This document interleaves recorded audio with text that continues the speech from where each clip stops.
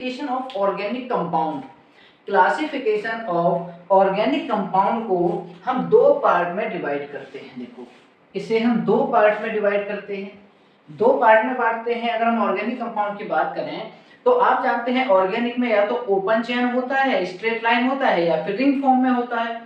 वो अलग बात है कि आपको इस तरह से दिया हुआ हो, वो अलग बात है कि आपको इस तरह से दिया हुआ हो। आपको इस तरह से अगर कुछ दिया हुआ है तो इसका मतलब क्या है कि ये बना हुआ दो से है। देखो, ये ओपन चेन हो गई, ये रिंग हो गई, इसके बिना नहीं बन सकता। इसका मतलब है कि मैं इसको दो टाइप से डिवाइड करूंगा, जिसमें पहला जो रहेगा, जिसमें जो पहला रहेगा क्लासिफिकेशन ऑफ ऑर्गेनिक कंपाउंड, वो रहेगा ओपन चेन। वो रहेगा, या तो मैं ओपन चेन कह सकता हूं, मैं एसाइक्लिक कह सकता हूं, या फिर मैं एलिफेटिक कह सकता हूं। क्या? या तो मैं ओपन चेन कहूंगा, या फिर मैं एसाइक्लिक कहूंगा, या फिर मैं एलिफेटिक कहूंगा। एलिफेटिक कहूंगा। ये होते हैं सिर्फ आपके, इसमें आएगा या तो आपका ओपन चेन होगा, एलिसाइक्लिक, या फिर एसाइक्लिक होगा, या फिर एलिफेटिक होगा। दूसरा हम देखते हैं, या तो वो क्लोज्ड चेन होगा, या तो क्लोज्ड होगा, या फिर साइक्लिक फॉर्म में होगा, यही होगा। या तो हम देखते हैं कि ये क्लोज्ड है, या फिर हम देखते हैं कि ये साइक्लिक है। दो ही टाइप से होगा। अच्छा, ओपन चेन की बात करें और इधर हम साइक्लिक की बात करें, ओपन चेन को हम दो टाइप से और बांटते हैं, जिसे हम कहते हैं या तो ये सैचुरेटेड होगा या फिर अनसैचुरेटेड होगा। क्या? या तो हम देखते हैं सैचुरेटेड, दूसरा होता है अनसैचुरेटेड। अनसैचुरेटेड। अब ये सैचुरेटेड अनसैचुरेटेड का मतलब क्या है? सैचुरेटेड का मतलब ये है कि ऐसा एल्केन जो कि एक सिंगल बॉन्ड से सिर्फ अटैच है, कार्बन कार्बन सिंगल बॉन्ड है, उसमें कार्बन कार्बन सिंगल बॉन्ड है। और ये जो अनसैचुरेटेड है, अनसैचुरेटेड की हम बात करते हैं कि ऐसा कार्बन या ऐसा कंपाउंड या ऐसी चेन जिसमें मल्टीपल बॉन्ड प्रेजेंट हो, डबल बॉन्ड भी हो सकता है और ट्रिपल बॉन्ड भी हो सकता है। सैचुरेटेड की बात करूं तो इसमें आता है एल्केन। एल्केन की अगर बात की जाए तो एल्केन का जो जनरल फॉर्मूला होता है वो होता है CnH2n+2। देखो, वो होता है इसका, अगर मैं जनरल फॉर्मूला देखूं, वो होता है CnH2n+2। ध्यान रखना, ये फॉर्मूला आपका मास्टर फॉर्मूला है। क्या है? मास्टर फॉर्मूला है। इसी से मास्टर फॉर्मूला है, इसी से सारे फॉर्मूले निकलेंगे। अब अगर मैं अनसैचुरेटेड की बात करूं, अनसैचुरेटेड की बात करूं तो ये दो टाइप का होता है। अनसैचुरेटेड होता है आपका दो टाइप का, एक तो एल्कीन होगा, एक तो एल्कीन होगा और एक एल्काइन होगा। भाई, एल्कीन में क्या होगा कि डबल बॉन्ड प्रेजेंट होगा, एल्काइन में क्या होगा कि ट्रिपल बॉन्ड प्रेजेंट होगा। ध्यान रखना, इसको डबल बॉन्ड कहेंगे, इसको ट्रिपल बॉन्ड कहेंगे। हम पीछे पढ़ चुके हैं कि सिग्मा बॉन्ड पहले बनता है, पाई बॉन्ड बाद में बनता है। हाइब्रिडाइजेशन भी हम लोग पढ़ चुके हैं, ठीक है। अब ये इसका फॉर्मूला क्या होता है, ध्यान दो। जैसे ही बॉन्ड बढ़ेगा आप दो हाइड्रोजन कम कर दो। अगर इसमें +2 है तो इसका आ जाएगा CnH2n, सिर्फ कितना आएगा इसका जनरल फॉर्मूला एल्कीन का। एल्काइन का आएगा तो और दो कम कर दो, तो उसमें क्या आ जाएगा CnH2n-2, क्योंकि दो और कम करना था, तो ये एल्काइन का जनरल फॉर्मूला आ गया। ठीक है। अच्छा, ये हम सब पढ़ेंगे कि फॉर्मूला कैसे निकालते हैं, कैसे नहीं निकालते हैं, क्या टेक्निक्स अपनाई जाती है, ये हम सब पढ़ेंगे। फिलहाल क्या है कि ये आप नोट करिए कि इनको ऐसे ऐसे डिवाइड किया गया है, ये क्लासिफिकेशन चल रहा है। अब हम बात करते हैं क्लोज्ड की। क्लोज्ड भी हमारा दो टाइप का होता है, ध्यान दो।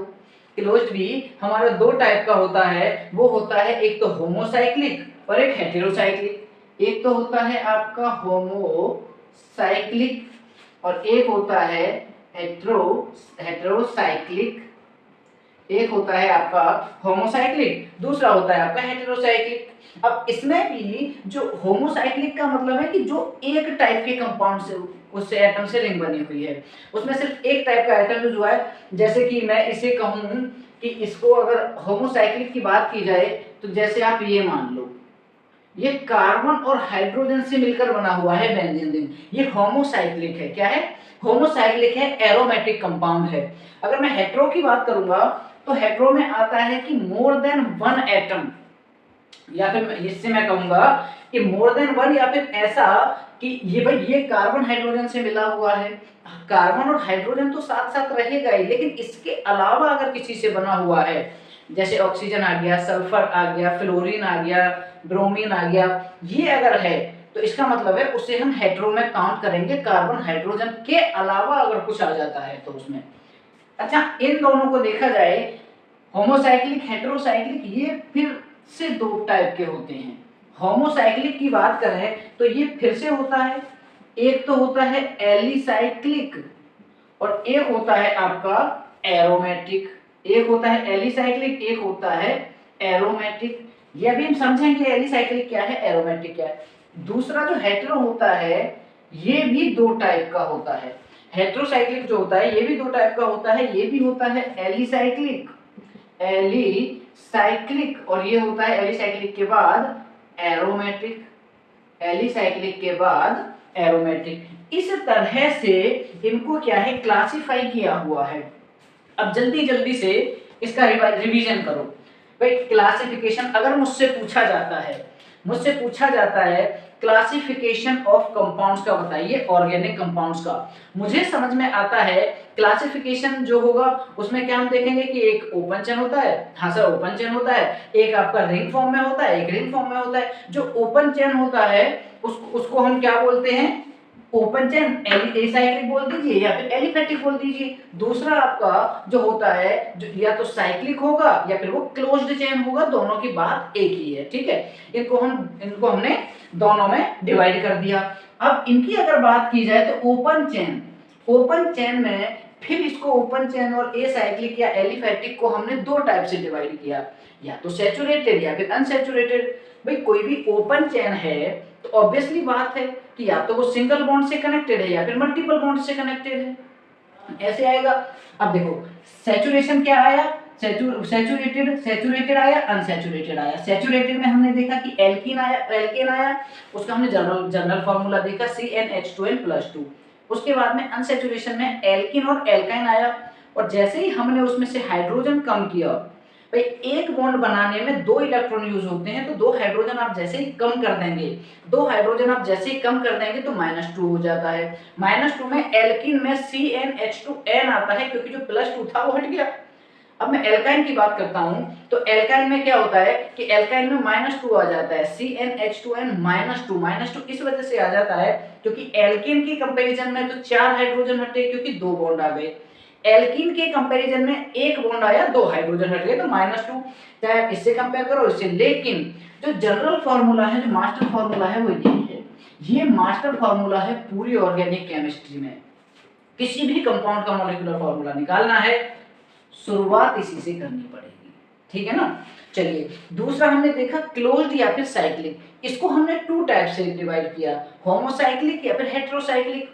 होमोसाइक्लिक का मतलब है जो एक जैसे से बना है, हेटेरोसाइक्लिक का मतलब है more than one different atom से बना हुआ है। फिर हमने इन दोनों इसको होमो को और हेटेरो को दो पार्ट में डिवाइड किया, एलिसाइक्लिक और एरोमेटिक, एलिसाइक्लिक और एरोमेटिक। इस तरह से इनका क्लासिफिकेशन हुआ। समझाने का मतलब है टाइम लग जाना चाहिए। 11th में आपके पास टाइम होता है कि हमसे कोई भी चीज छूटे ना, ठीक है, इसीलिए आपको एक एक चीज बहुत बारीकी से बताई जा रही है। चलिए आई थिंक ये आपको समझ में आया होगा। अब हम इंपॉर्टेंट पॉइंट्स पढ़ते हैं। इंपॉर्टेंट पॉइंट्स जो हम पढ़ेंगे वो कुछ इस तरह से, इंपॉर्टेंट पॉइंट में जो सैचुरेटेड कंपाउंड होता है, ध्यान दो, important point, important points, important points में हम क्या पढ़ेंगे, इसमें हम सबसे पहला पढ़ेंगे saturated compound. Saturated compound, saturated compound क्या होता है इसके बारे में अब हम जानते हैं। देखो एक एक करके अब हम इसको क्लासिफाई करेंगे, ठीक है, कि ये क्या होता है। सैचुरेटेड का मतलब क्या है इसे हम पढ़ेंगे। सिंगल बॉन्ड, ध्यान रखिएगा कि दो कार्बन जब सिंगल बॉन्ड से एक दूसरे के साथ अटैच हैं, या दो कार्बन हैं उन दोनों के बीच में सिर्फ एक सिंगल बॉन्ड है, इसका मतलब है कि वो सैचुरेटेड है। वो कैसे, जरा आप समझिए। मेरे पास में ये मार्कर है, आप समझिए कि यहाँ भी कार्बन है और यहाँ भी कार्बन है, इसमें सिर्फ सिंगल बॉन्ड है, इसको सिंगल बॉन्ड समझिए, तो इसका मतलब है कि ये सैचुरेटेड है। अगर इसके पास में डबल बॉन्ड आ गया, डबल का मतलब है एक से ज्यादा बॉन्ड आ गया, वो क्या बोलते हैं आपका, डबल बॉन्ड आ गया या फिर ट्रिपल बॉन्ड आ गया, मल्टीपल बॉन्ड मतलब मोर देन वन बॉन्ड, एक से ज्यादा, तो उसमें क्या होगा, उसमें होगा ये कि ये अब सैचुरेटेड नहीं रहा, ये अनसैचुरेटेड की कंडीशन में आ जाता है, क्योंकि ये कार्बन कार्बन के बीच में मल्टीपल बॉन्ड आ गया। ठीक है, तो इसमें हम क्या रखेंगे, इसमें देखो सैचुरेटेड कंपाउंड जो होता है इसे हम संतृप्त यौगिक भी कहते हैं, इसे हम संतृप्त यौगिक भी कहते हैं, या फिर सैचुरेटेड कंपाउंड जो है, सैचुरेटेड कंपाउंड में क्या है कि single bond between carbon and carbon, इसे हम क्या लिखेंगे, हम लिखेंगे single bond between carbon and carbon, जिसका एग्जांपल है कुछ इस तरह का, C double single bond C. इस तरह से मानिए कि single bond between carbon and carbon, या फिर single bond between carbon atoms, carbon atoms के बीच में आप यहाँ पर कार्बन एटम्स लिख दीजिए, ज्यादा बेहतर रहेगा, कार्बन एटम्स, कार्बन एटम्स के बीच में सिंगल बॉन्ड है तो वो सैचुरेटेड है। ध्यान दीजिए, बहुत ही धीरे धीरे, बहुत बेसिक लेवल से आपको चीजें सिखाई जा रही हैं। ठीक है, सैचुरेटेड है। अब बात करते हैं कि भाई ये कार्बन कार्बन सिंगल बॉन्ड तो आ गया, चलिए ठीक है, समझ में आ गया। क्या इसका एक ही एग्जांपल है? एक ही नहीं है, एक ही एग्जांपल नहीं है, बहुत सारे हैं। बहुत सारे का मतलब है कि कैसे, देखो CH3 CH2 CH3, इसमें भी सिंगल बॉन्ड है, देखो कार्बन कार्बन के बीच में। अब आप कहेंगे कि हाइड्रोजन तो है, तो ध्यान दो कि हमने एक्सपेंडेड फार्मूला लिखा था, हमने एक्सपेंडेड फार्मूला, जब हमने एक्सपेंडेड फार्मूला पढ़ा था, आपको अगर ध्यान हो तो उसमें हमने खोल के पढ़ाया था सबको। एक्सपेंडेड फार्मूला में इसकी स्ट्रक्चर अगर मैं देखूं, देखो ऐसे मैंने आपको बताया था कि इसके साथ में ये हाइड्रोजन जुड़े हुए हैं, ये हाइड्रोजन जुड़े हुए हैं, कार्बन कार्बन के बीच में सिंगल बॉन्ड है, कार्बन कार्बन के बीच में सिंगल बॉन्ड है, इस चीज को ध्यान देना। अब आता है दूसरा हमारा unsaturated, unsaturated compound. Unsaturated compound क्या है, जरा इसे समझते हैं। अनसैचुरेटेड कंपाउंड है कि पाई बॉन्ड बीच में आ जाए। ध्यान दीजिएगा, मैं ये नहीं कह रहा हूं मल्टीपल बॉन्ड आ जाए, मल्टीपल बॉन्ड का आना, पाई बॉन्ड का आना बात एक ही है। इसमें क्या है कि पाई बॉन्ड, या फिर मैं कहूं पाई बॉन्ड, या फिर मैं कहूं कि pi bond between carbon atoms, carbon atoms मतलब क्या है, इसको समझते हैं। कार्बन एटम्स के बीच में पाई बॉन्ड आ गया, मतलब कार्बन कार्बन के बीच में एक से ज्यादा बॉन्ड है। अब चाहे तो वो डबल हो सकता है, चाहे तो ट्रिपल हो सकता है। अब कुछ कहेंगे कि सर 4 भी हो सकता है, तो ऐसी बेवकूफी वाली बात नहीं करनी है, पढ़े लिखे जैसों की बात करनी है। 4 कैसे हो जाएंगे भाई, कार्बन एटम्स बोला है ना, सिर्फ कार्बन एटम में आप देखो, कार्बन सिंह अकेला है बेचारा, अकेले में तो आप 4 बॉन्ड बना दो, वो मना नहीं कर रहा, लेकिन अगर 2 कार्बन आ गए, 2 कार्बन आ गए, तो इसमें इसके 4 कहां से लाओगे, इसके 4 कहां से लाओगे, 2 के बीच में अगर मैं मल्टीपल बॉन्ड बना देता हूं, देखो ये रहा, तो एक ये तो हटाना ही पड़ेगा ना मुझे, इसमें से ये मुझे हटाना पड़ेगा। तो ये कह रहा है कि पाई बॉन्ड का मतलब है कि कार्बन डबल बॉन्ड कार्बन, या फिर कार्बन ट्रिपल बॉन्ड कार्बन, या तो कार्बन कार्बन के बीच में डबल बॉन्ड होगा, या फिर कार्बन कार्बन के बीच में ट्रिपल बॉन्ड होगा।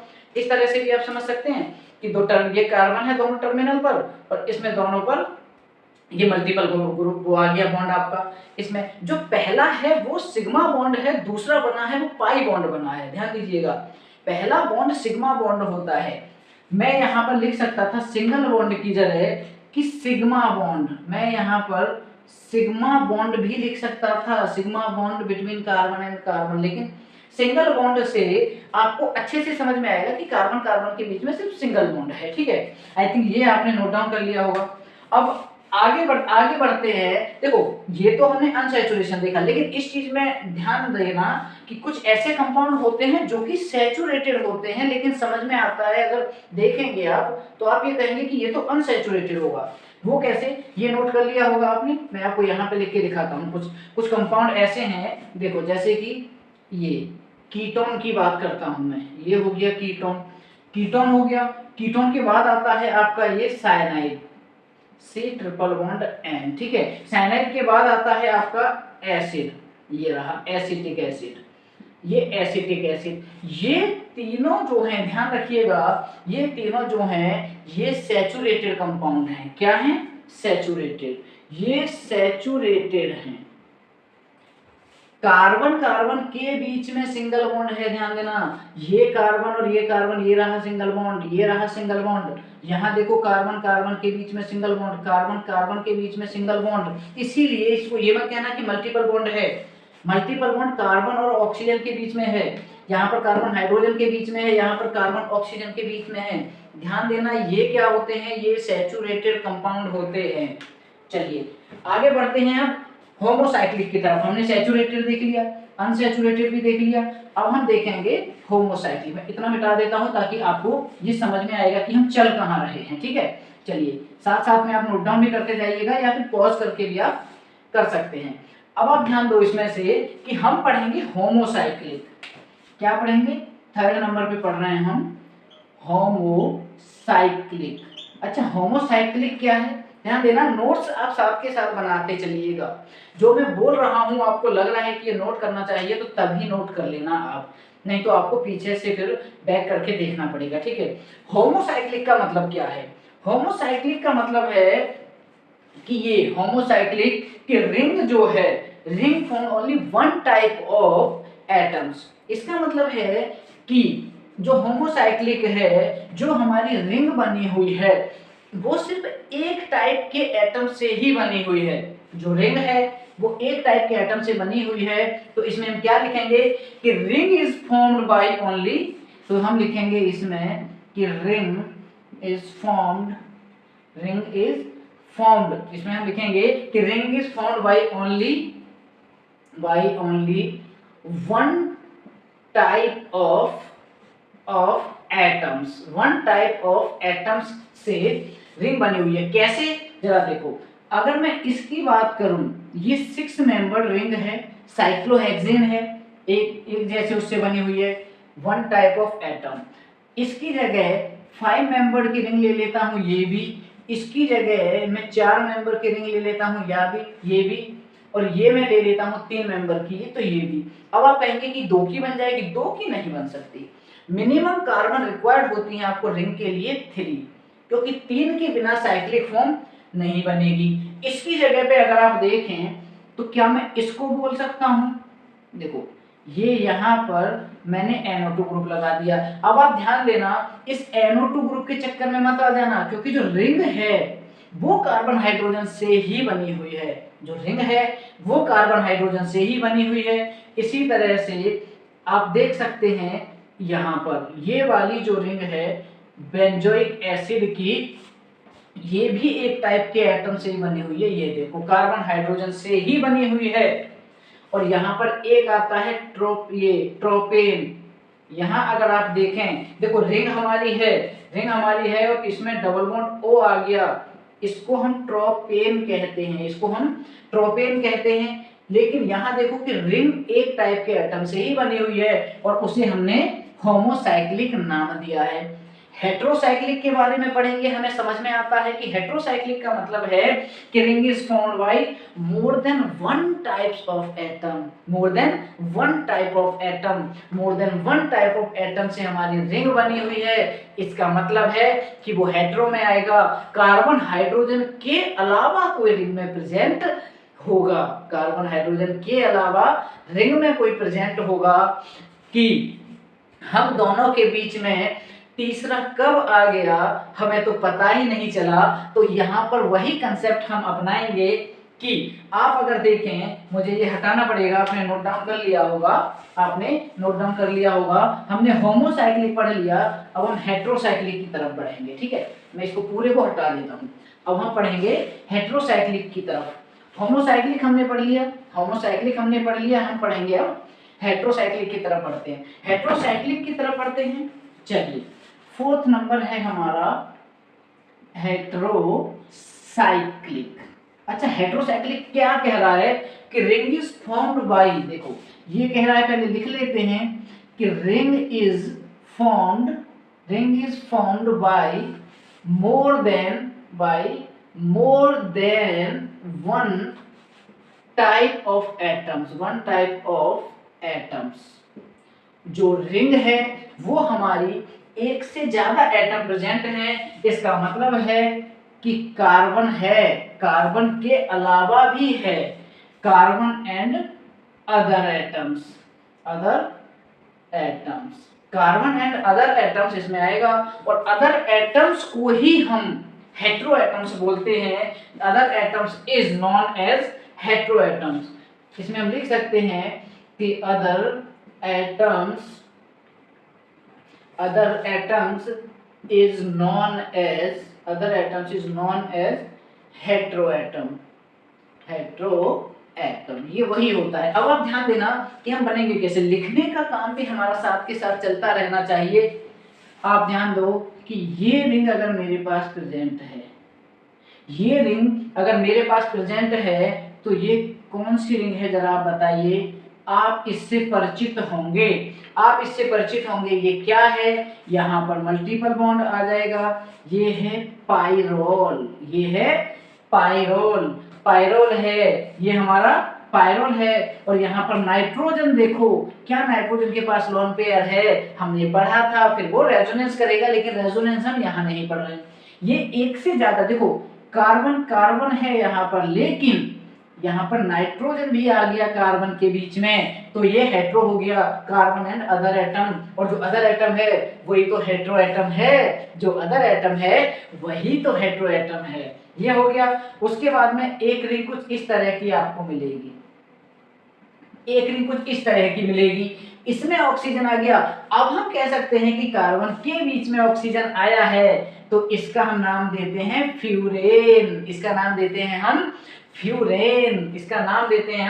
फ्यूरेन। एक और आती है आपकी कुछ इस तरह से कि इसके बीच में ऑक्सीजन आ गया, तो इसको क्या कहेंगे,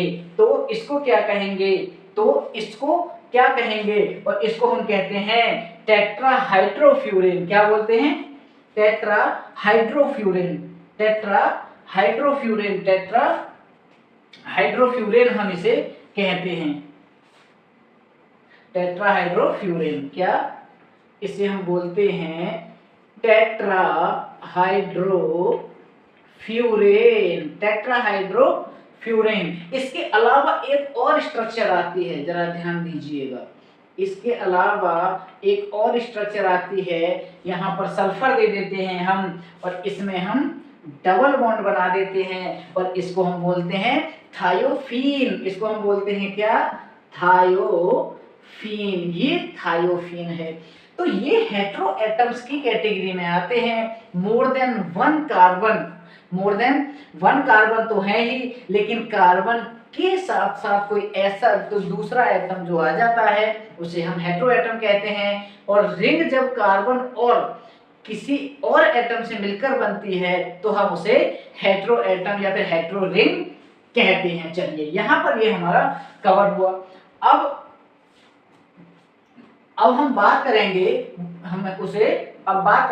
ये हमने हेटेरोसाइक्लिक पढ़ा, ठीक है। हेटेरो रिंग है, हेटेरोसाइक्लिक है, क्योंकि देखो साइकिल भी बन रहा है। ये हमने हेटेरोसाइक्लिक पढ़ा। अब हेटेरोसाइक्लिक के बाद में हम पढ़ते हैं कार्बन की डिग्री पर, कि degree of carbon and hydrogen. आप हेडिंग डालेंगे कि degree of carbon and hydrogen. Degree of carbon and hydrogen अब हम कैसे जानेंगे? ये हमने पढ़ लिया कि सैचुरेटेड कौन से होते हैं, अनसैचुरेटेड कौन से होते हैं, और आपका होमोसाइक्लिक क्या होता है, हेटेरोसाइक्लिक क्या होता है, ये सारा हमने पढ़ लिया। और हमने ये भी जाना कि एलिफेटिक कौन सा होता है, साइक्लिक कौन सा होता है, ओपन चेन कौन सा होता है, ये सारा हम कवर कर चुके हैं। Next, degree of carbon and hydrogen. Carbon and hydrogen की जो डिग्री है उस पर हम बात करते हैं। सबसे पहले हम बात करेंगे डिग्री ऑफ कार्बन की। देखो, कार्बन की डिग्री पर बात करते हैं। सबसे पहले डिग्री ऑफ कार्बन अगर मैं देखूं तो इसमें क्या होगा, डिग्री ऑफ कार्बन ये कहता है कि total number of carbon connected to a particular carbon. क्या बोलता है ये, टोटल नंबर ऑफ कार्बन, देखो ये बोलता है कि total number of carbon, total number of carbon connected, total number of carbon connected to a particular, connected to a particular carbon. एक ऐसा कार्बन, एक टोटल नंबर ऑफ कार्बन, एक वो कार्बन जो पर्टिकुलर किसी और कार्बन से कनेक्टेड हैं, उसमें हम देखते हैं। अब इसकी बात करते हैं, चलिए, कि डिग्री ऑफ कार्बन हम बात कर रहे हैं, तो कार्बन में देखो CH2 double bond CH, CH2 double bond CH, यहां पर भी आपका आ गया CH, और यहां पर मैंने ले लिया CH3, और यहां पर ले लिया CH3। अब हमें ये फाइंड आउट करना है कि इसमें कौन सा 1 डिग्री है, कौन सा 2 डिग्री है, कौन सा 3 डिग्री है। इसकी अगर बात करें तो ये 1 डिग्री कार्बन हो गया हमारा। यहां देखो, इस कार्बन के पास सिर्फ एक हाइड्रोजन है, 3 बॉन्ड बना चुका है, तो इसका मतलब है कि ये सेकेंडरी कार्बन हो गया, ये 2 डिग्री कार्बन हो गया। तो अब मैं इसकी अगर बात करता हूं तो क्या ये भी 2 डिग्री हो गया। अब अगर मैं इसकी बात करता हूं तो क्या ये भी 2 डिग्री हो गया। और हम इससे बात करेंगे कि इसमें एक ग्रुप जुड़ा हुआ है, तो ये 3 डिग्री कार्बन हो जाता है, ये 1 डिग्री कार्बन हो जाता है, ये भी 1 डिग्री कार्बन हो जाता है हमारा। तो 1 डिग्री कार्बन हमने देख लिया। अब हम बात करते हैं, एक एग्जांपल और लेता हूं मैं आपके सामने, कि कुछ इस तरह से कंपाउंड बना हुआ है। इस तरह से कंपाउंड अगर बना हुआ है तो यहाँ पर एक और ब्रांच लगा दो, उसके बीच में एक ऑक्सीजन रख के इधर ब्रांच लगा दो। अब अगर मैं बात करूं तो यहाँ पर कार्बन है, यहाँ पर कार्बन है, यहाँ पर कार्बन है, यहाँ पर है, यहाँ पर, यहाँ पर, यहाँ पर और यहाँ पर। अब अगर इस कार्बन की बात की जाए, देखो इस कार्बन की अगर बात करूं तो इसके पास एक भी हाइड्रोजन नहीं है, 4 बॉन्ड ये ऑलरेडी बना चुका है, तो ये हो जाएगा 4 डिग्री कार्बन, ये हो जाएगा 4 डिग्री कार्बन। और इस कार्बन की अगर बात करें तो इस कार्बन के पास में एक हाइड्रोजन प्रेजेंट है, तो ये 2 डिग्री कार्बन हो गया, क्योंकि यहाँ पर CH3 भी ग्रुप इससे जुड़ा हुआ है, यहाँ पर CH3 ग्रुप, CH2 ग्रुप जुड़ा हुआ है, यहाँ पर CH3 ग्रुप जुड़ा हुआ है। ठीक है, चलिए, अब ये तो हो गया हमारा कार्बन की डिग्री हमने देखी। कार्बन की डिग्री कैसे देखी, कि total number of carbon connected to a particular carbon, कि ऐसा कार्बन है, टोटल नंबर ऑफ कार्बन हैं जो जुड़े हुए हैं एक पर्टिकुलर कार्बन से, तो हमें समझ में आता है कि कितनी इसकी डिग्री है, कितनी नहीं है। अब बात आती है हाइड्रोजन की। ध्यान देना, हाइड्रोजन की जो डिग्री आती है, हाइड्रोजन की जो डिग्री आती है उसे हम पढ़ते हैं कि ये कार्बन की डिग्री पर डिपेंड करती है, कार्बन की डिग्री पर डिपेंड करती है, और बोलती है कि it depends on the degree of carbon to which it is connected. कौन से कार्बन पे ये कनेक्टेड है, उसी कार्बन से इसकी डिग्री हमें पता चलती है कि ये कौन सी डिग्री है, इसकी कौन सी नहीं है, हम इसकी पर्टिकुलर नहीं बता सकते। ये हमने कवर किया। अब इसके बाद में हमें कुछ फंक्शनल ग्रुप देखने पड़ेंगे। देखो, फंक्शनल ग्रुप के बिना तो आप IUPAC नाम लिख ही नहीं पाएंगे। फंक्शनल ग्रुप के बिना तो आप IUPAC नाम लिख ही नहीं पाएंगे, क्योंकि फंक्शनल ग्रुप जो है अभी हमारा बेसिक चल रहा है IUPAC नेम में, IUPAC नेम में बेसिक चल रहा है, जिससे कि आपको एकदम सारी चीजें क्लियर हो जाएंगी। और हम लिख रहे हैं अब फंक्शनल ग्रुप, हेडिंग डालेंगे आप फंक्शनल ग्रुप, फंक्शनल ग्रुप। अच्छा, फंक्शनल ग्रुप होते बहुत सारे हैं, फंक्शनल ग्रुप होते बहुत सारे हैं, जैसे एल्कोहल आ गया, थायो एल्कोहल आ गया, ईथर आ गया। देखो, एल्कोहल की बात करता हूं, एल्कोहल के बाद आता है थायो एल्कोहल, उसके बाद आता है आपका ईथर। देखो, एल्कोहल, थायो एल्कोहल, ईथर के बाद आता है थायो ईथर एल्डिहाइड, इसके बाद आता है आपका थायो ईथर, उसके बाद आता है आपका एल्डिहाइड, और एल्डिहाइड के बाद आता है आपका कीटोन। ध्यान दीजिएगा, एल्डिहाइड के बाद कीटोन आता है, कीटोन के बाद एसिड आएगा और एस्टर आएगा। कीटोन के बाद एसिड आता है, फिर एस्टर आता है। एसिड आ गया, एस्टर आ गया, फिर आ जाएगा एनहाइड्राइड। एनहाइड्राइड के बाद में आपका आ जाता है सल्फोनिक एसिड, फिर आपका आ जाता है सल्फोनिक एसिड, और सल्फोनिक एसिड के बाद, सल्फोनिक एसिड के बाद अगर हम बात करते हैं तो आ जाता है आपका साइनाइड। साइनाइड के बाद बात करते हैं तो ये आइसोसाइनाइड आ जाता है। साइनाइड के बाद बात करते हैं तो आइसोसाइनाइड आ जाता है। आइसोसाइनाइड के बाद में ये नाइट्रो आ जाता है, और नाइट्रो के बाद में नाइट्राइट आ जाता है। नाइट्रो के बाद में नाइट्राइट आ जाता है। अच्छा, ये तो हमने नाम लिखे, फंक्शनल ग्रुप आपको नाम नहीं देगा, वो आपको ग्रुप बना के देगा, वो आपको ग्रुप बना के देगा। जैसे एल्कोहल में आता है आपका OH, एल्कोहल में आपका आता है OH, थायो एल्कोहल में SH आ जाएगा, ईथर में सिर्फ O दिया जाएगा आपको, ईथर में सिर्फ O दिया जाता है, थायो ईथर में S दिया जाता है, और एल्डिहाइड में CHO दिया जाता है। देखो ये ऐसे दे देता है C डबल बॉन्ड OH, या फिर ये CHO भी दे सकता है। कीटोन की अगर बात करें तो ये ऐसे देता है C double bond O। Acid की बात करें C double bond O OH, या फिर ये आपको COOH ऐसे भी दे सकता है, दोनों की बात एक ही है। एस्टर की बात करें, अगर आप एस्टर की बात करते हैं, अगर आप एस्टर की बात करें तो ये आपको देगा कुछ इस तरह का, ये आपको देगा COO। एनहाइड्राइड की बात करें तो इसमें एक O भी जुड़ेगा, और ये कुछ ऐसे C double bond O C double bond O, कुछ इस तरह का दे देगा। सल्फोनिक एसिड में SO3H दे देगा आपको, ये आपको दे देगा SO3H, और ये दे देगा साइनाइड में CN, आइसोसाइनाइड में NC, और नाइट्रो में NO2 दे देगा आपका, और नाइट्राइट में आपको NO दे देगा, नाइट्राइट में NO दे देगा, लेकिन उससे पहले एक इस तरह का ONO देगा। यहाँ पर NO2 मत करना, NO2 नाइट्रो है, नाइट्राइट में ONO है। ये है जरा फंक्शनल ग्रुप, इनको हम एक बार और रिवाइज करते हैं। सबसे पहले आता है एल्कोहल जिसका OH होता है, थायो एल्कोहल SH होता है। ईथर की बात, ईथर आता है, ईथर के बाद में आपका आता है थायो ईथर, थायो ईथर के बाद में एल्डिहाइड, एल्डिहाइड के बाद कीटोन, कीटोन के बाद acid, ester, anhydride, sulphonic acid, cyanide, isocyanide, nitro और नाइट्राइट। सिर्फ यही नहीं होते, सिर्फ यही नहीं होते, अभी तो और देखिए क्या क्या होते हैं।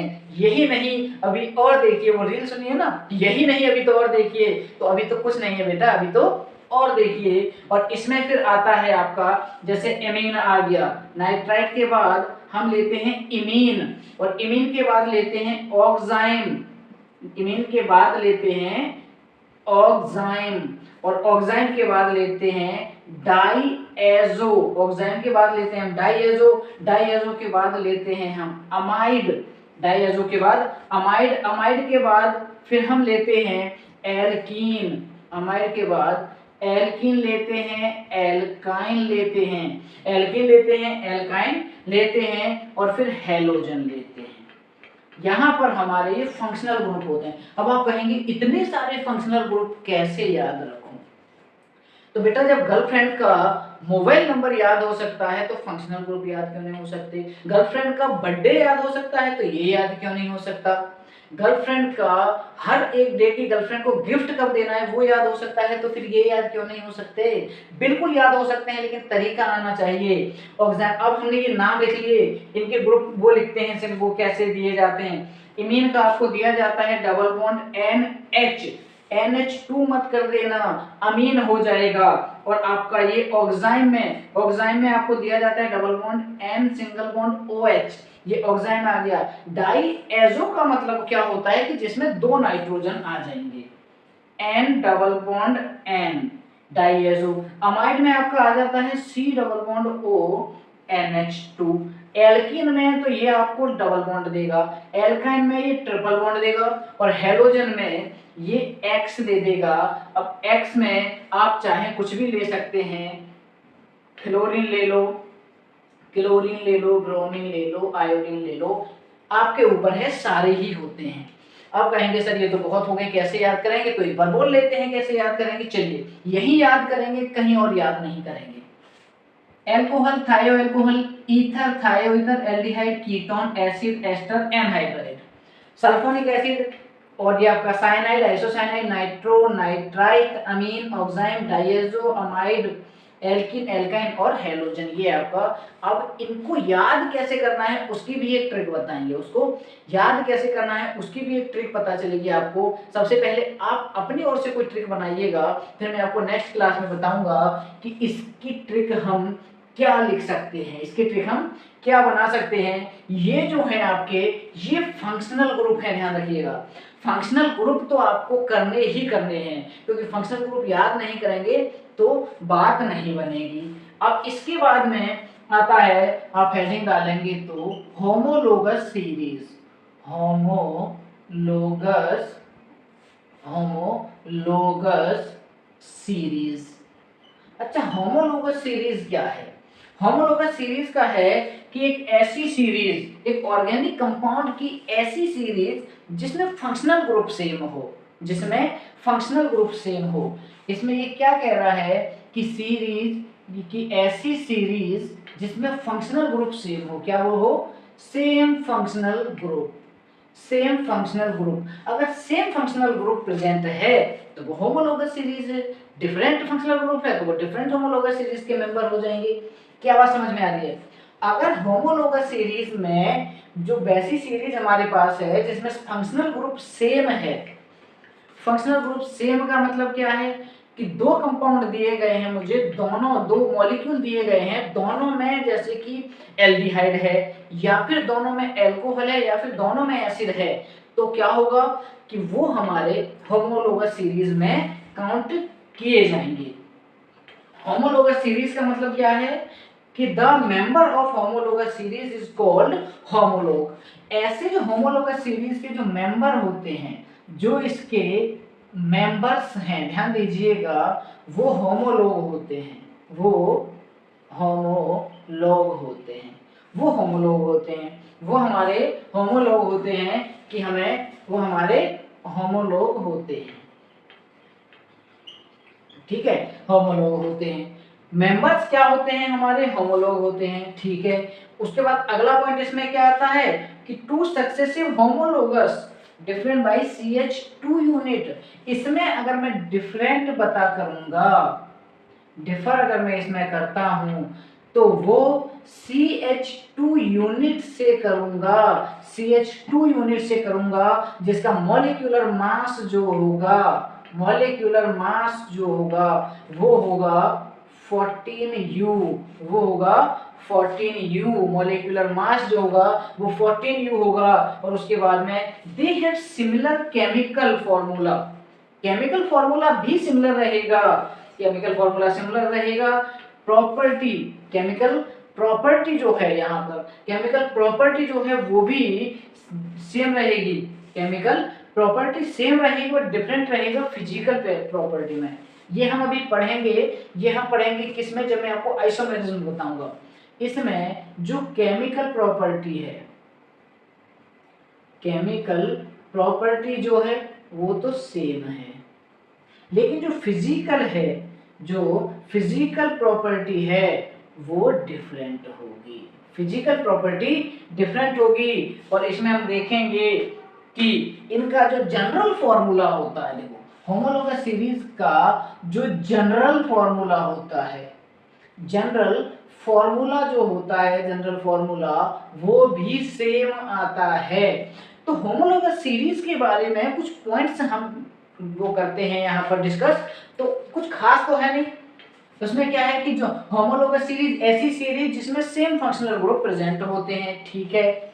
ऐसी सीरीज, होमोलोगस सीरीज के जो मेंबर होते हैं उन्हें हम होमोलोग कहते हैं, ठीक है। होमोलोगस सीरीज में जो डिफरेंट होता है वो हम CH2 यूनिट से करते हैं, जिसका मॉलिक्यूलर मास 14U होता है। उसके बाद हम देखते हैं कि होमोलोगस सीरीज में केमिकल प्रॉपर्टी जो होती है वो सेम होती है, लेकिन फिजिकल प्रॉपर्टी डिफरेंट होती है।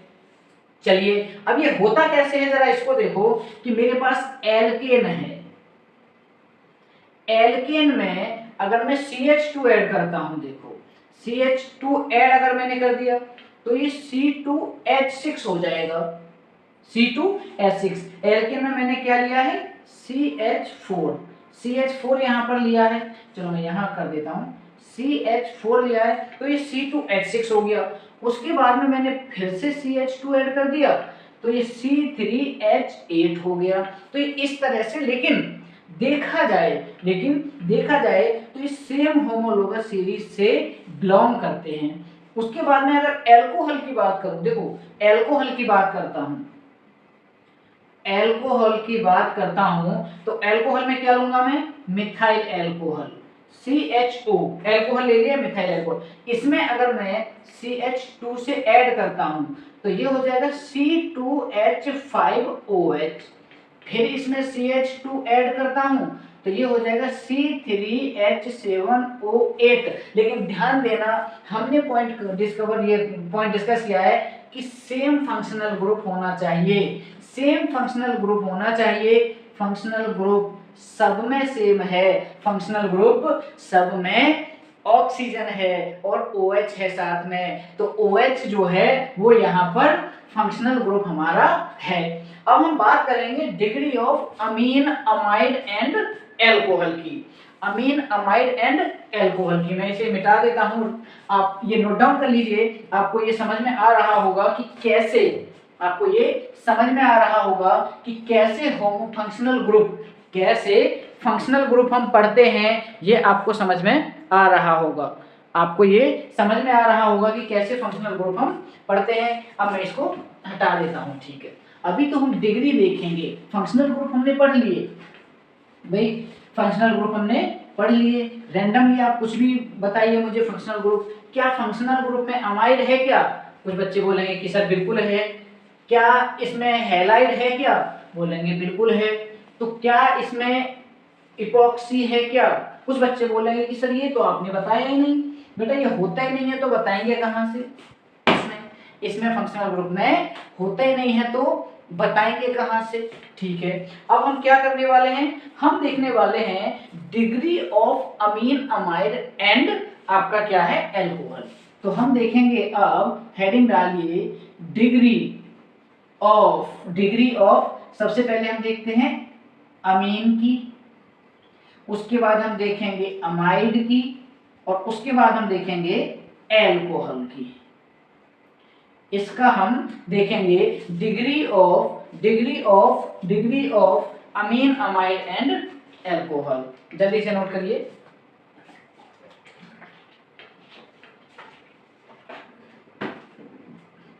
क्या देखेंगे हम, degree of amine amide and alcohol. देखो अमीन की अगर बात करें, total number of carbon directly connected to nitrogen, इसमें हम क्या देखेंगे कि total number of carbon connected to nitrogen, इससे डिग्री का हमें पता चलेगा, इससे अमीन की डिग्री का हमें पता चलेगा। अब आप ध्यान दो, अगर मैं इसको देखूं, देखो ये है CH3NH2, एक मेरे पास है CH3NH, यहां पर मैंने NH ले लिया है और यहां पर एक CH3 और ले लिया है। अब ध्यान दो, एक मैंने ये लिया CH3N और यहां पर 3 इसके पास में मिथाइल ग्रुप आ गए। तो अब इनकी डिग्री क्या है, जरा ध्यान दो, ध्यान देना। पॉइंट क्या लिखा है, total number of carbon connected to nitrogen, nitrogen से कितने कार्बन कनेक्ट हैं उस बेस पर हमें डिग्री बतानी पड़ती है। और ध्यान रखना, अमीन में सिर्फ और सिर्फ कार्बन कनेक्टेड से डिग्री बनती है, नाइट्रोजन एक ही रहता है। तो अगर इसकी बात करें तो ये 1 डिग्री हो गया। इसकी बात करें तो ये 1 डिग्री है। देखो इसके पास एक ये कार्बन है, एक ये कार्बन है, इसका मतलब है कि ये 2 डिग्री है। इस नाइट्रोजन के पास देखो तो एक ये कार्बन कार्बन, एक ये कार्बन, एक ये कार्बन, इसका मतलब है कि ये 3 डिग्री है। अब कुछ बच्चे कहेंगे कि सर इसमें आपने हाइड्रोजन तो रखा ही नहीं। तो बेटा नाइट्रोजन मैक्सिमम 3 बॉन्ड बनाता है, नाइट्रोजन मैक्सिमम 3 बॉन्ड बनाता है। हम केमिकल बॉन्ड पढ़ेंगे तब मैं आपको बताऊंगा कि कैसे बनाता है, वहां पर स्ट्रक्चर भी हम पढ़ेंगे, ठीक है। तो क्या मैं इसको होमोलोगस बोल सकता हूं? क्या मैं इसको होमोलोगस बोल सकता हूं? क्या मैं इनको होमोलोगस बोल सकता हूं? होमोलोगस में हमें यह देखना चाहिए कि फंक्शनल ग्रुप सेम होना चाहिए, फंक्शनल ग्रुप सेम होना चाहिए। तो क्या इनमें फंक्शनल ग्रुप सेम है क्या? क्या इनमें फंक्शनल ग्रुप सेम है क्या? तो इसके लिए हम पॉइंट्स लिखते हैं कि इनमें डिफरेंट फंक्शनल ग्रुप होता है, डिफरेंट फंक्शनल ग्रुप होता है, और फिर डिफरेंट ही ये और डिफरेंट होमोलोगस सीरीज होती है, different homologous series, different homologous series होती है। ये हम किसका देख रहे हैं? अमीन का। अब बात आती है अमाइड की। ये तो हमने अमीन का देख लिया, अब अमाइड की बात आती है। देखो अमाइड क्या है? Amide C double bond O के साथ आएगा, C डबल बॉन्ड O के साथ आएगा। जैसे देखो मैंने यहाँ पर लिखा R, ये एल्काइल पार्ट है, C डबल बॉन्ड O और NH2। अब ध्यान देना यहाँ भी ये सेम रहेगा, ये पार्ट सेम रहेगा, सिर्फ इसमें बदलाव होगा, अमीन वाले पार्ट में सिर्फ इसमें बदलाव होगा। और इसकी जो दूसरा बनेगा कुछ इस तरह से कि R C double bond O NH और एक बन जाएगा ये R डैश। एक स्ट्रक्चर ये बन गई। एक स्ट्रक्चर और बनेगी इसकी जो होगा RC double bond O N R और यहाँ पर एक R, ये R डैश, ये R डबल डैश, ठीक है। अब क्या मैं बोल सकता हूं कि ये 1 डिग्री, 2 डिग्री, 3 डिग्री है? तो हम ये बात करेंगे कि कितने एल्काइल पार्ट इससे जुड़े हुए हैं, कितना एल्काइल ग्रुप इससे जुड़ा हुआ है, कितना एल्काइल ग्रुप जुड़ा हुआ है। तो ध्यान दो इससे एक जुड़ा हुआ है, और यहाँ देखें तो एक ये रहा, एक ये रहा। यहाँ पर देखें तो 3 एल्काइल ग्रुप अटैच हैं, या फिर मैं कह सकता हूं कि इसके पास 2 हाइड्रोजन है, इसके पास 1 हाइड्रोजन है, और इसके पास हाइड्रोजन है ही नहीं। तो जितने कम हाइड्रोजन उतनी डिग्री ज्यादा। ये भी तो कह सकता हूं मैं कि जितने हाइड्रोजन ज्यादा उतनी डिग्री कम, मतलब 1 डिग्री, और जितने हाइड्रोजन कम उतना ज्यादा डिग्री, 3 डिग्री। तो इसकी अगर बात करें तो ये 1 डिग्री आ गया, ये 2 डिग्री आ गया, और ये 3 डिग्री आ गया। और इसमें जो पॉइंट हम लिखते हैं, इसमें जो पॉइंट हम लिखते हैं वो लिखते हैं कि डिफरेंट फंक्शनल ग्रुप। क्या? Different functional group, different functional group, different functional group लिखते हैं। अब बात आती है अल्कोहल की।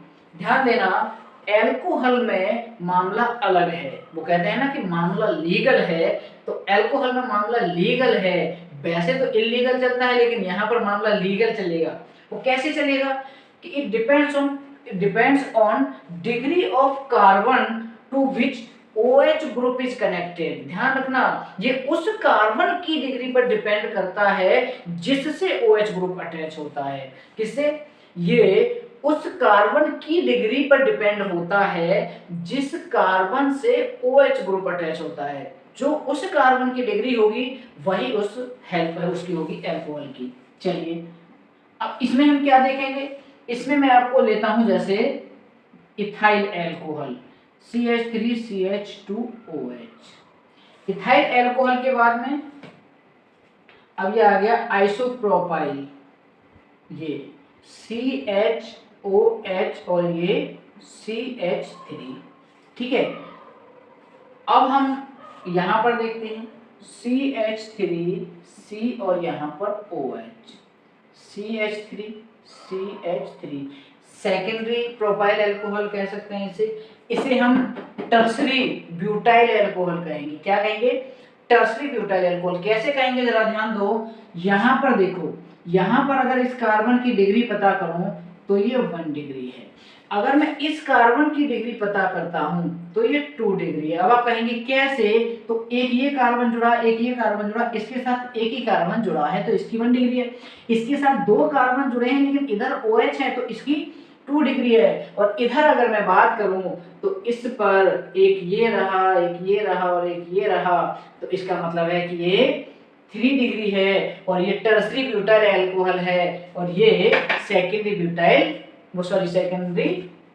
प्रोपाइल अल्कोहल है, या फिर मैं इसे आइसोप्रोपाइल अल्कोहल भी बोल सकता हूँ, इसे मैं आइसोप्रोपाइल अल्कोहल भी बोल सकता हूँ। ठीक है, अल्कोहल एंड फिनॉल ये डिफरेंट फंक्शनल ग्रुप होते हैं। ध्यान देना, अल्कोहल ये होता है लेकिन फिनॉल ये होता है।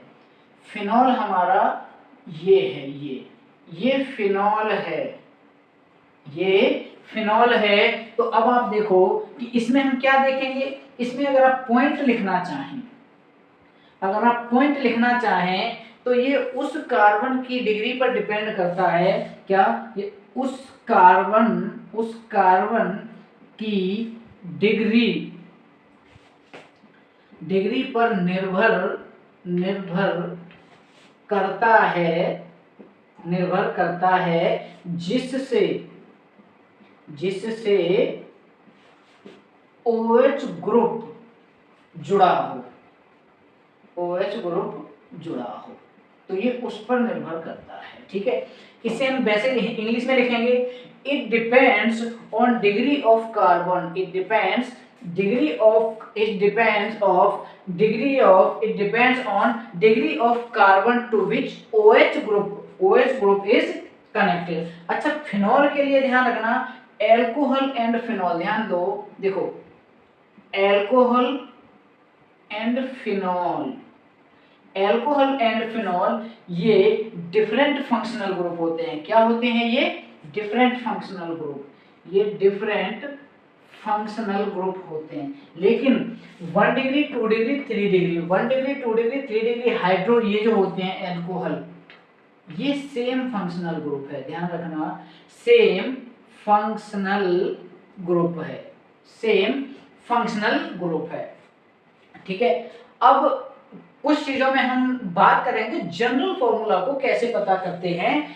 चलिए अब हम नेक्स्ट हेडिंग क्या डालेंगे कि how to find general formula, how to find general formula. ठीक है, वो हमारा मास्टर फॉर्मूला होता है। तो हेडिंग में क्या डालेंगे अब? हाउ टू फाइंड, देखिए how to find general formula, how to find general formula.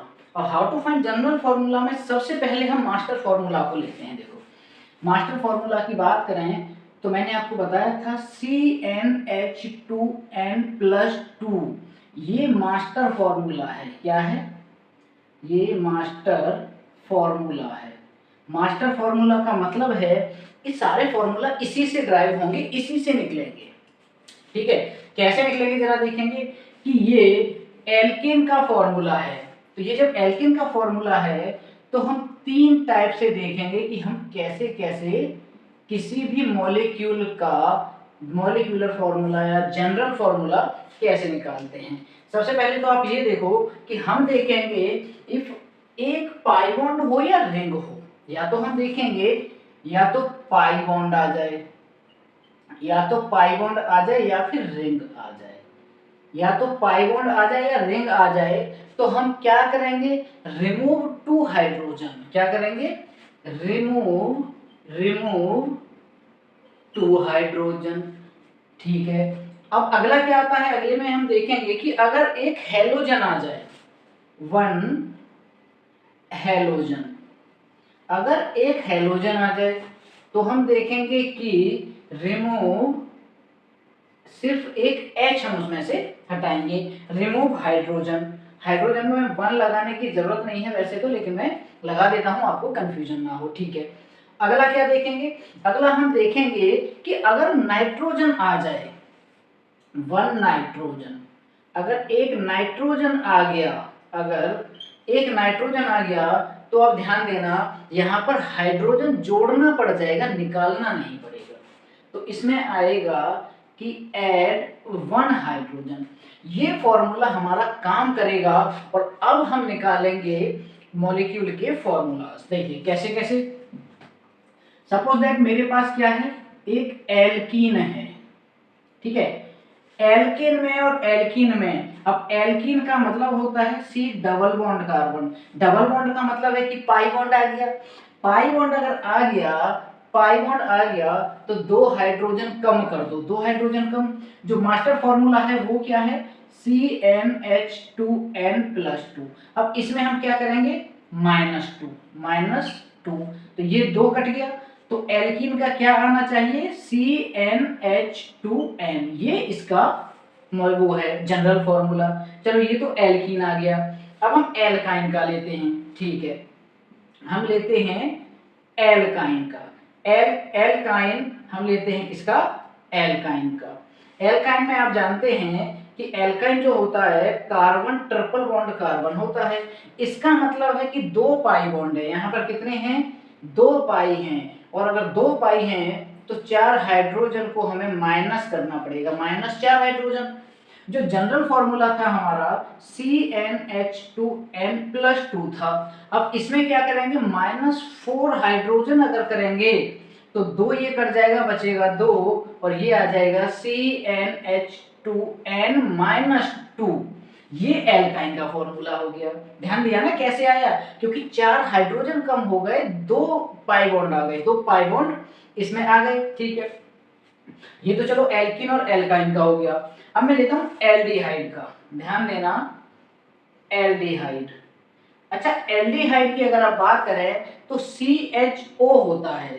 देखिए ये हो गया RC डबल बॉन्ड O और ये H, ये होता है। इसका मतलब क्या है, इसका मतलब है कि इसमें ऑक्सीजन प्रेजेंट है। अगर मैं देखूं तो इसमें एक पाई बॉन्ड भी है, ये रहा देखो पाई भी है, एक पाई है और एक ही इसमें ऑक्सीजन है। इसको 10 मत समझ लेना, ये एक ऑक्सीजन है, ठीक है, एक ऑक्सीजन है। फॉर्मूला क्या था, CnH2n+2। अब क्या आएगा, -2O, क्योंकि O तो रखना है, -2 आ गया क्योंकि एक पाई बॉन्ड है, -2 हाइड्रोजन। तो जो फॉर्मूला हमारे पास आएगा वो आएगा CnH2nO। क्या ये फॉर्मूला आएगा, CnH2nO, ये एल्डिहाइड का फॉर्मूला आ गया। एल्डिहाइड के बाद लेते हैं हम एल्कोहल। एल्डिहाइड के बाद एल्कोहल लेते हैं।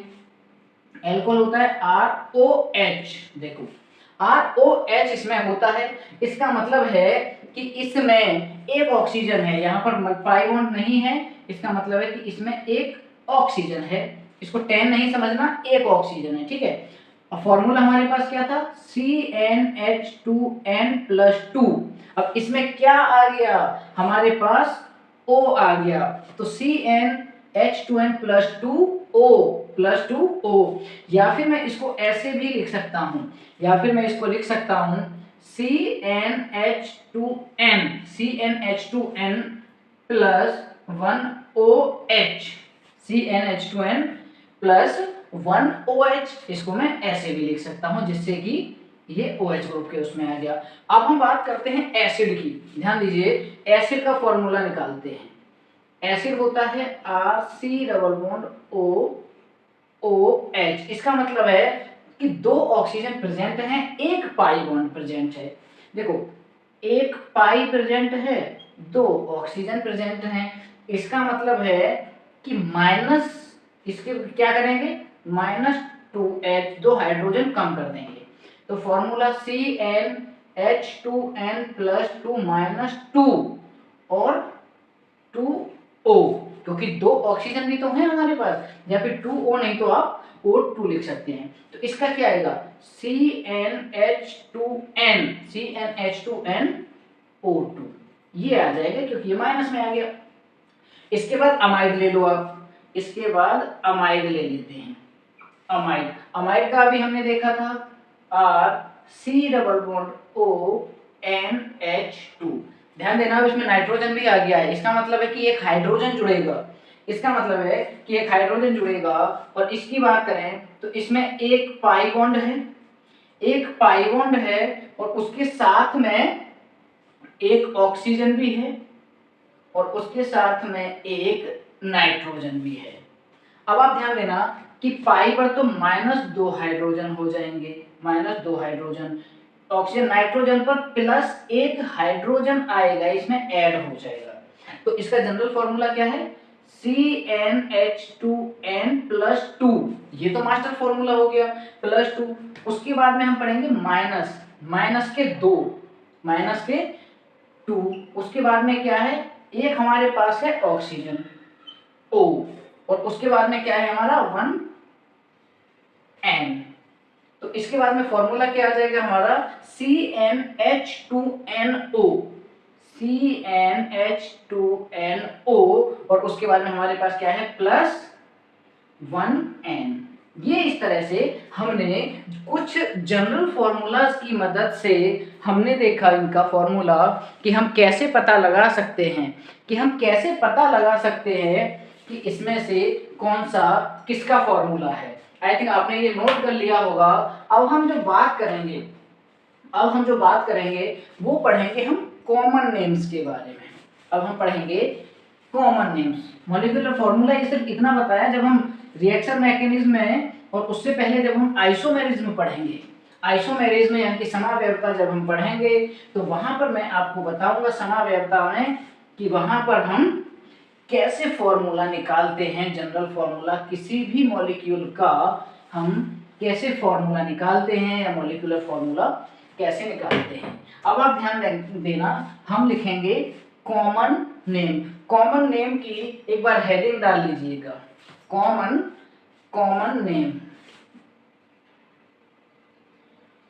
नेम की एक बार हेडिंग डाल लेना। अच्छा, कॉमन नेम जो होता है, जो कॉमन नेम होते हैं उसे हम कैसे निकालते हैं। देखो, कॉमन नेम की अगर हम बात करते हैं, देखो कॉमन नेम में दो टाइप से आता है। एक तो आता है आपका हाइड्रोकार्बन और दूसरा आता है हाइड्रोकार्बन डेरिवेटिव्स। इसको लिखें एक बार। एक तो आता है हमारे पास हाइड्रोकार्बन और एक आता है हमारे पास हाइड्रोकार्बन डेरिवेटिव्स।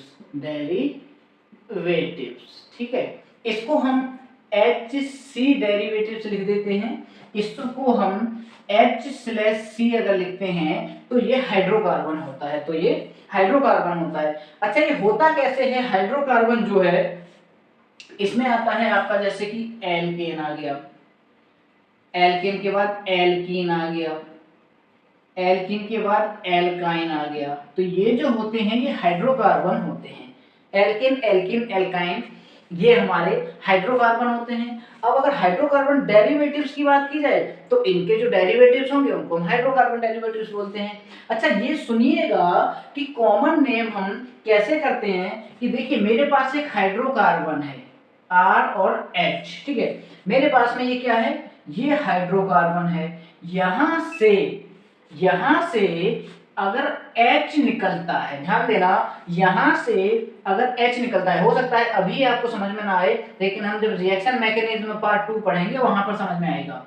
देखो, ये जो बॉन्ड बना हुआ है बीच में, इसमें एक हाइड्रोजन का इलेक्ट्रॉन है और एक इसका है R का। तो अब क्या होगा कि R और H बहुत दिन से एक दूसरे के साथ रह रहे थे। R और H बहुत दिन से एक दूसरे के साथ रह रहे थे। अचानक हाइड्रोजन को हुआ क्या कि हाइड्रोजन ने कहा मैं तुम्हें छोड़कर जाऊंगा। तो बेचारा R कहता है कि मुझसे ऐसी क्या गलती हो गई, हम दोनों हैं आपस में जुड़े हुए, अच्छा घर चल रहा है, सब कुछ ठीक चल रहा है, तुम भी कंट्रीब्यूट कर रहे हो, मैं भी कंट्रीब्यूट कर रहा हूं, लेकिन फिर क्या होगा, हाइड्रोजन कहता है कि नहीं मैं तो जाऊंगा, तो किसी की जिद के सामने किसी की क्या चली है, और ये जब यहां से जाएगा तो ये बेचारे R को अकेला छोड़ जाएगा और इसका जो एक इलेक्ट्रॉन था जो इसके साथ बॉन्डिंग में था वो इसका रेडिकल बन जाएगा। और ध्यान देना, रेडिकल जो होते हैं वो बहुत ज्यादा रिएक्टिव होते हैं, इसीलिए आप रेडिकल पर पढ़ रहे हैं, इसीलिए आप रेडिकल पर पढ़ रहे हैं, क्योंकि यहाँ पर रिएक्टिव लोग ही आते हैं, यहाँ पर रिएक्टिव लोग ही आते हैं और अपने मुकाम को हासिल करते हैं। ठीक है, ये क्या बना, ये आपका रेडिकल बना। रेडिकल बनने के बाद में देखो ये बना, ये था आपका हाइड्रोकार्बन, ये है हाइड्रोकार्बन रेडिकल, हाइड्रोकार्बन रेडिकल। और इसमें जब बेचारे आर को हाइड्रोजन छोड़ के चला जाता है, जब बेचारे आर को हाइड्रोजन छोड़ के चला जाता है, तो इस बेसहारे को सहारा देने के लिए, इस बेसहारे को सहारा देने के लिए प्लस जेड यहाँ पर आता है और कहता है कि हाइड्रोजन तो बेवफा था, हाइड्रोजन तो बेवफा था, मैं तेरे साथ रहूंगा, क्यों ना हम मिल जाते हैं। क्योंकि रेडिकल बहुत ज़्यादा रिएक्टिव होते हैं, तो ये टाइम नहीं लगाते हैं पहचानने में, और ये इससे रिएक्ट कर जाता है। जब जेड इससे रिएक्ट कर जाता है तो ये आर जेड बना लेता है, आर जेड बना लेता है, एक इलेक्ट्रॉन इसका, एक इलेक्ट्रॉन इसका। बोले कि भाई मैं भी अच्छा कमाता हूँ, तू भी अच्छा कमाती है, दोनों मिलकर चलेंगे, दोनों मिलकर घर चलाएंगे, तो हमारा परिवार सुखी रहेगा, संपन्न रहेगा। जेड ने इस आर से कहा हाइड्रोजन को जाने दो, बेवफा है वो, मैं हूं, मैं तेरे साथ वफा निभाऊंगा, तू मेरे पास आ जा। ठीक है, फिर ये इससे जुड़ गया। अच्छा, ये जो बना है आर और जेड, ये बना है आपका hydrocarbon derivatives, hydrocarbon derivatives, hydrocarbon derivatives. देखा ना किस तरह से आर और एच जो साथ में थे उसमें से एच बेवफा निकली, और बेवफा निकलने के साथ बेचारे आर को अकेला छोड़ दिया एक इलेक्ट्रॉन के साथ, और उसको सहारा देने के लिए जेड उसके पास में आया, उसने उसको तुरंत पहचान लिया, बहुत अच्छा आदमी लग रहा है, क्यों ना मैं इससे बॉन्ड बना लूं, और बॉन्ड बना के इसने आर जेड बना लिया, जो कि हमारा हाइड्रोकार्बन डेरिवेटिव्स बन गया, क्योंकि रेडिकल बहुत ज्यादा रिएक्टिव स्पीसीज है। ठीक है, चलिए, तो ये हमें थोड़ा सा समझना था कि पहले रेडिकल बनेगा, उसके बाद में डेरिवेटिव्स बनेगा। एग्जाम्पल अच्छा लगा हो तो उस पर लाइक करिएगा और चैनल को सब्सक्राइब करिएगा, इसी तरह से हम पढ़ते रहेंगे। ठीक है, चलिए, अब ये तो हाइड्रोकार्बन डेरिवेटिव्स बन गए। अब हम क्या है कि कुछ कंपाउंड्स लेते हैं, कुछ मॉलिक्यूल्स लेते हैं, जैसे कि सैचुरेटेड हाइड्रोकार्बन ले लेते हैं। चलिए, पहला पॉइंट जो आएगा इसमें वो आएगा आपका सैचुरेटेड हाइड्रोकार्बन। हाइड्रोकार्बन को मैं H से लिखूंगा, हाइड्रोकार्बन यहाँ पर लिखा हुआ है। ठीक है, हाइड्रोकार्बन, तो इसमें सैचुरेटेड में हमारा सिर्फ एल्केन आता है। हम पढ़ चुके हैं कि सैचुरेटेड में सिर्फ एल्केन आता है, एल्कीन एल्काइन अनसैचुरेटेड में आते हैं। ठीक है, सैचुरेटेड में होता क्या है कि जो इसका पहला पॉइंट है सैचुरेटेड, चलो हेडिंग डाल लेते हैं, हम इसको पॉइंट फर्स्ट नहीं देते हैं, इसको हम हेडिंग के बेस पर ले लेते हैं, सैचुरेटेड हाइड्रोकार्बन, और उसमें पहला हम लिखते हैं एन प्रीफिक्स। ये प्रीफिक्स क्या है, सफिक्स क्या है, सब्स्टिट्यूएंट क्या है, ये सब हम पढ़ेंगे धीरे धीरे। ठीक है, एन प्रीफिक्स, एन प्रीफिक्स, इन सब के बारे में आपको पता चलेगा धीरे धीरे, ये मत कीजिएगा कि ये तो नया है। एन प्रीफिक्स क्या है, एन प्रीफिक्स क्या है, तो ये ऐसा प्रीफिक्स है जो कि यूज होता है स्ट्रेट अनब्रांच्ड चेन के लिए। क्या होता है ये यूज होता है किसके लिए, स्ट्रेट, ये straight unbranched, unbranched chain, unbranched chain के लिए यूज होता है। एग्जांपल से समझेंगे कि जैसे ऐसे देखो CH3 CH2 CH3, इसमें तो ये यूज होगा। ठीक है, और अगर मैं कहूं आपसे CH3 CH2 CH पर CH3 ले देता हूं और यहाँ पर CH3, तो इसमें ये यूज नहीं होगा। ध्यान दीजिएगा, इसमें ये यूज नहीं होगा, क्योंकि ये सिर्फ और सिर्फ स्ट्रेट अनब्रांच्ड चेन के लिए यूज होता है। ठीक है, समझते हैं कैसे, इसको मैं ऐसे समझता हूं, देखो CH3 CH2 CH2 CH3, ध्यान दो स्ट्रेट चेन है, अनब्रांच्ड चेन है, कोई भी चेन नहीं लगी हुई है, और अगर मैं नंबरिंग चाहे इधर से करूं चाहे इधर से करूं सेम आएगा, तो हमेशा लेफ्ट टू राइट चलना अच्छा रहता है। 1 2 3 4, और प्रीफिक्स हमें एन लगाना है, और एन 4 कार्बन को हम ब्यूटेन कहते हैं। क्या कहते हैं? ब्यूटेन। चलो ये तो हमारा था एन प्रीफिक्स। सेकंड हम लेते हैं आइसो प्रीफिक्स। ध्यान दीजिएगा, जो सेकंड है वो है iso prefix. Iso prefix, iso prefix क्या है? प्रीफिक्स देखो हमेशा पहले यूज होता है, ध्यान दीजिएगा, प्रीफिक्स पहले यूज होता है, सफिक्स बाद में यूज होता है। अभी हम पढ़ेंगे जैसे, तो प्रीफिक्स क्योंकि एन पहले यूज हुआ है, देखो इसी तरह से आइसो भी पहले ही यूज होगा, बाद में नहीं होगा। ठीक है, चलिए। अच्छा, ये आइसो क्या है कि 1 मिथाइल ग्रुप होना चाहिए, एक मिथाइल ग्रुप होना चाहिए, वो भी सेकंड कार्बन की पोजीशन पर, सेकंड कार्बन की पोजीशन पर, वो भी स्ट्रेट लाइन में। ध्यान दो कि मेरे पास जैसे ये कार्बन चेन है, कितने हो गए? 1 2 3 4 5, एक तो यहाँ लगा हुआ है कार्बन, तो ये यूज में है। अगर यहाँ से हटकर, अगर यहाँ से हटके ये यहाँ आ गया, तो ये आइसो की कंडीशन नहीं हुई, क्योंकि आइसो में सेकंड कार्बन पर होना चाहिए, चाहे आप यहाँ से गिनो यहाँ से गिनो, लेकिन ये थर्ड पर आएगा, तो इसमें आइसो यूज नहीं होगा, आइसो यूज नहीं होगा, वो हमेशा स्ट्रेट लाइन में होगा। और ऐसा एक मिथाइल ग्रुप सेकंड कार्बन से जुड़ा होना चाहिए स्ट्रेट लाइन में। चलिए देखते हैं, देखो CH3, CH पर CH3 में जोड़ देता हूं, और यहां पर CH2 CH3। ठीक है, अब टोटल अगर हम देखें, देखो सबसे पहले आएगा आइसो, क्योंकि इधर से नंबरिंग होगी 1 2 3 4, तो ये आएगा आइसो, ये आएगा आइसो।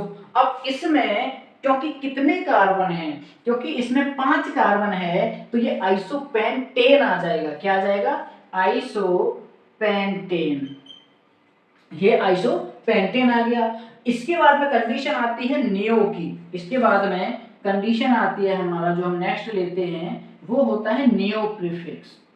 नियो प्रीफिक्स क्या होता है जरा समझ लेते हैं। नियो प्रीफिक्स होता है कि 2 मिथाइल ग्रुप अटैच होते हैं सेकंड कार्बन पर। जब एक मिथाइल ग्रुप सेकंड कार्बन पर अटैच होता है स्ट्रेट लाइन में, तो आइसो यूज होता है, लेकिन 2 मिथाइल ग्रुप अगर सेकंड कार्बन पर स्ट्रेट लाइन में प्रेजेंट हैं, तो वहां पर नियो यूज होता है। और नियो के लिए हम जब देखते हैं, तो नियो के लिए आप देखो CH3 CH, यहाँ पर मैं CH ले रहा हूँ, यहाँ पर देखो CH3, यहाँ पर अगर मैं CH3 बनाता हूँ और यहाँ पर CH3 बनाता हूँ, तो मुझे ये हाइड्रोजन हटाना पड़ेगा। अब चाहे आप इधर से गिनो, चाहे इधर से गिनो, चाहे इधर से गिनो, चाहे इधर से गिनो, 2 मिथाइल ग्रुप अटैच हैं। 2 मिथाइल ग्रुप जब अटैच हैं, तो इसमें हम देखते हैं, इस कार्बन की अगर बात की जाए, तो ये 4 डिग्री कार्बन है, हमने ध्यान दिया था। ऐसा कार्बन जिससे 4 कार्बन अटैच हों, ऐसा कार्बन जिससे 4 कार्बन अटैच हों, 4 कार्बन जुड़े हों, वो 4 डिग्री कार्बन कहलाता है। और यहाँ देखो, ऐसा कार्बन, ऐसी चेन जिसके सेकंड पोजीशन पर, ऐसी कार्बन चेन जिसके सेकंड कार्बन पर 2 मिथाइल ग्रुप अटैच हैं या 2 मिथाइल ग्रुप जुड़े हुए हैं, वो नियो की कंडीशन में आता है। और इसे हम लिखेंगे नियो। टोटल कितने कार्बन है? 5, तो ये आ जाएगा नियोपेंटेन। नियोपेंटेन आ गया। इसका मतलब है कि नियो के लिए मिनिमम 5 कार्बन की रिक्वायर्ड होती है। फॉर नियो हम लिख सकते हैं, for neo 5 carbon minimum required. कितनी रिक्वायर्ड है? 5 कार्बन हमें कम से कम मिलनी चाहिए। ठीक है, चलिए इसके आगे मैं आपको एक एक्सेप्शन बताता हूं। देखो, एक्सेप्शन पढ़ना बहुत जरूरी है, क्योंकि केमिस्ट्री में एक्सेप्शन आ जाते हैं, ऑर्गेनिक में इतने नहीं आते, लेकिन इनऑर्गेनिक में, तो इनऑर्गेनिक का मतलब ही ये है हर क्लास में एक्सेप्शन। ठीक है, एक एक्सेप्शन आता है आइसो ऑक्टेन का, ध्यान दीजिएगा, आइसो ऑक्टेन। आइसो ऑक्टेन का सबसे ज्यादा आपको पूछा जाता है, या ये सबसे ज्यादा आता है। क्यों? क्योंकि इसमें कंडीशन ही कुछ ऐसी होती है। आइसो के लिए आपको क्या होता है कि जैसे CH3 यहाँ पर आपको ये नियो की कंडीशन मिल जाएगी। देखिए यहाँ पर ये नियो की कंडीशन मिल गई और उसके बाद में CH2CH पर CH3 और ये CH3। अगर आप इसको देखें, देखो अगर आप इसको देखें तो ये तो नियो की कंडीशन हो गई, लेकिन अगर आप इसको देखें तो ये आइसो की कंडीशन हो गई। भाई आइसो का मतलब क्या है? ऐसी कार्बन चेन जिसके सेकंड पोजीशन पर मिथाइल ग्रुप। नियो की है ऐसी कार्बन चेन जिसके सेकंड पोजीशन पर 2 मिथाइल ग्रुप हो। नियो, तो ये नियो और आइसो दोनों आती है, लेकिन इसका जो एक्चुअल नाम आता है वो आता है आइसो ऑक्टेन। आइसो ऑक्टेन में देखो टोटल नंबर ऑफ कार्बन है 8, 1 2 3 4 5 6 7 8, तो ऑक्टेन आ गया। आइसो ऑक्टेन आता है, इसमें नियो यूज में नहीं आता, और ये आइसो और नियो दोनों का होता है, ठीक है। इसके बाद में एक और आता है जिसे हम आइसोहेप्टेन कहते हैं या फिर ट्रिप्टेन कहते हैं। आई थिंक यहाँ पर आ जाएगा आपका ये CH3C पर इस तरह से हमने जैसे ये लिया था नियो वाली कंडीशन, नियो वाली कंडीशन। जब भी आपको बनाना नहीं आ रहा है देख लीजिए कि क्या बोल रहा है, ठीक है। उसके बाद में CH पर CH3 और ये CH2। अब आप ध्यान देना, ये जो कंपाउंड है यहाँ 1 2 अगर इधर से करूंगा तो आइसो की आ रही है, इधर से करता हूं तो नियो की, लेकिन इसमें एक कार्बन कम है। तो एक कार्बन अगर कम है तो मैं इसे आइसोहेप्टेन कहूंगा, आइसोहेप्टेन कह दूंगा। और आइसोहेप्टेन में या फिर मैं इसको कह दूंगा ट्रिप्टेन, या फिर मैं इसको ट्रिप्टेन कह दूंगा।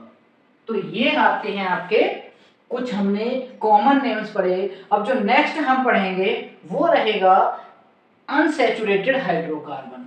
नेक्स्ट जो हम पढ़ेंगे वो रहेगा अनसैचुरेटेड हाइड्रोकार्बन।